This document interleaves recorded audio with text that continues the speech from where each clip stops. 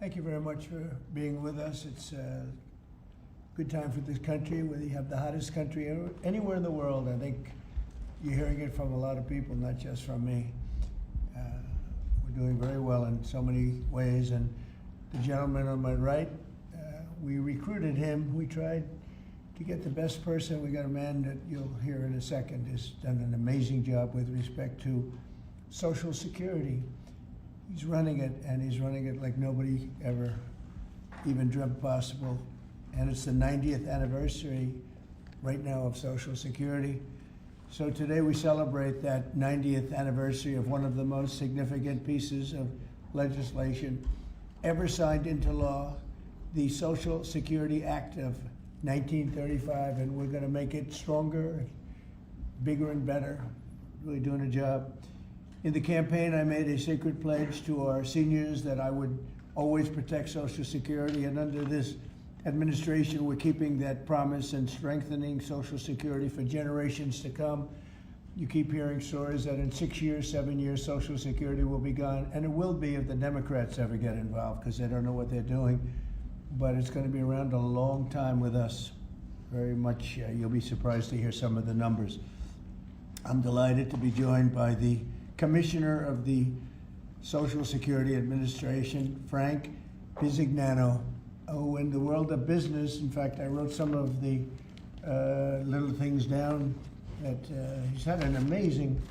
He was Chief Operating Officer of J.P. Morgan Chase. He worked for Jamie Dimon, and Jamie Dimon said that he was amazing.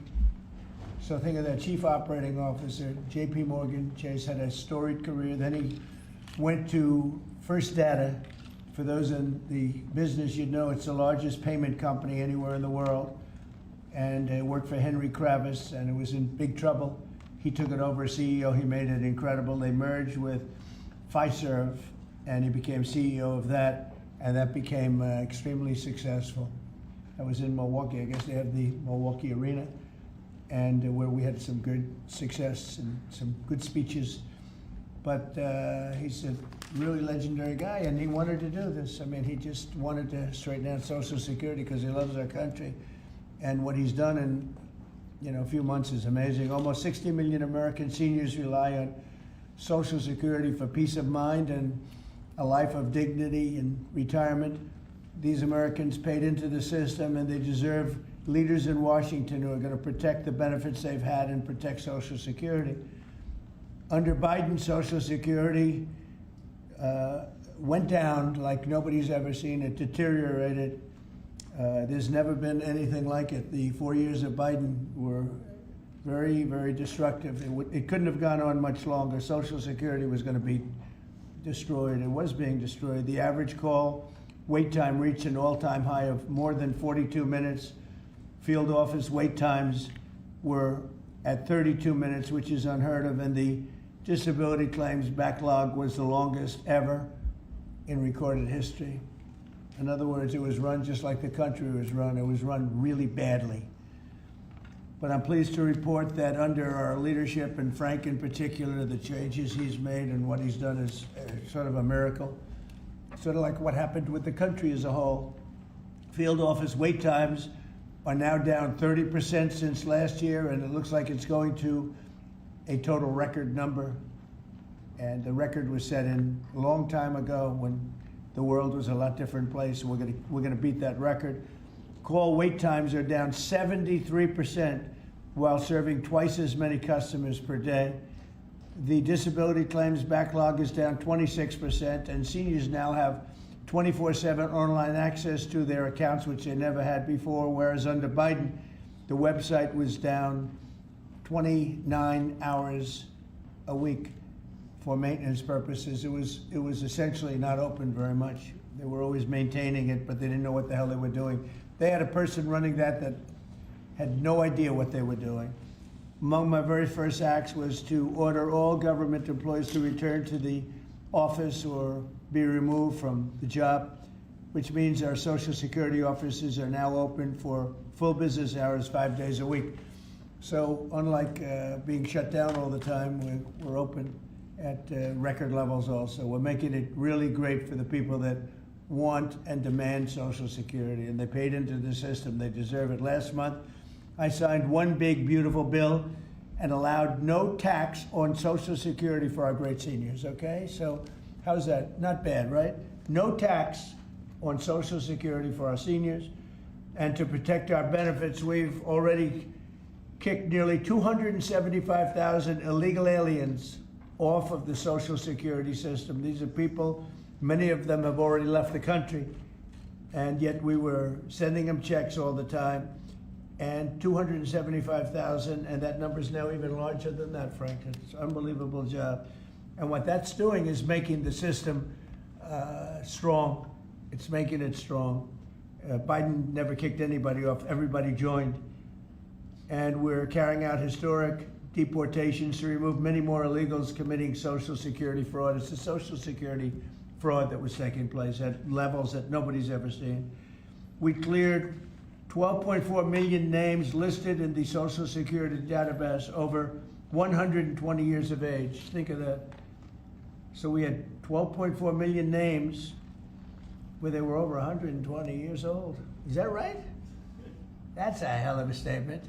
I have a feeling, Dan, that's not really gonna, that really didn't happen, did it? So you have 12.4 million names listed in the Social Security database that were over 120 years of age, meaning you were breaking records, because I've never heard of anybody at 125. There were nearly 135,000 people listed who were over 160 years old, and in some cases getting payments. So somebody's getting those payments, and we're after that. We're also fighting the menace of inflation to make life more affordable for American seniors, and we've ended Biden's inflation nightmare. So we had the worst inflation in the history of our country, and now our inflation is down to a perfect number, a beautiful number, hardly any at all.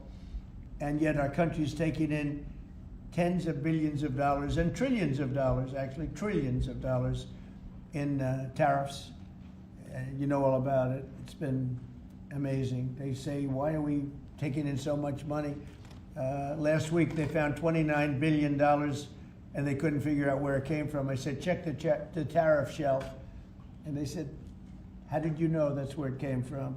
We're taking in billions and even trillions of dollars in tariffs, paid by other countries who, frankly, were taking advantage of us for many, many years. And they were doing that to us, but our people didn't know it. We didn't have smart business people. We've ended Biden's inflation nightmare and came in below expectations, and yet, again, this past month, we set records. Gasoline prices are way down, and really dramatically, as everybody knows, and energy prices have been going down, other than in certain states where you have Democrat-run states where they put windmills all over the place. Anytime you see a windmill, you'll say, well, they have bad energy costs, and it's happening in New Jersey. I saw that there's a revolution going on in New Jersey. They closed up a nuclear power plant, and they're raising electricity rates by 21, 22, and 28%, something like that. And you're going to have a new governor in New Jersey. I tell you what, you have a good man running in the Republican Party. He'll get them down. But what they've done is they've killed so many good sources of energy for very expensive windmills and lots of other things that don't work. 401ks and retirement accounts are soaring, and the stock market is setting record highs. Almost every day we're going record highs, and yet we're taking in hundreds of billions of dollars in tariffs. So it's turned out that Trump was right and they were wrong. A few smart people knew what was going to happen. A few of us were right. So we're going to keep the fighting going. We're going to make America's seniors every single day. We're going to fight for them. We're going to make them richer, better, stronger in so many different ways. But Social Security is like pretty much the one that we think about, and we love it, and we love what's happening with it. And it's going to be good for 90 years and beyond. Again, you were given only a short period of time. Social Security was supposed to be like down. Had they won the election, Social Security would have defaulted during Biden or Kamala's election, whoever they so chose. Two beauties. And now what I'd like to do is ask Frank to say a few words. Again, This is a man with a really storied past. He's one of the most successful anywhere in the world. What he did at J.P. Morgan Chase and what he did for Henry Kravis and all of the others are like legendary stories. And he just wanted to do this. He's making about a tiny fraction, I would say, a tiny fraction of what you used to make. But he didn't care. He wanted to do it. He made a lot of money. And he said, I want to run that system. I want to put it back on track. And he's got an unbelievable talent over there. It's like a different place. So Frank, would you say a few words, please? Sure. Thank you. Is less than 1% tiny fraction, sir? Is that what it is, less than one? That's a tiny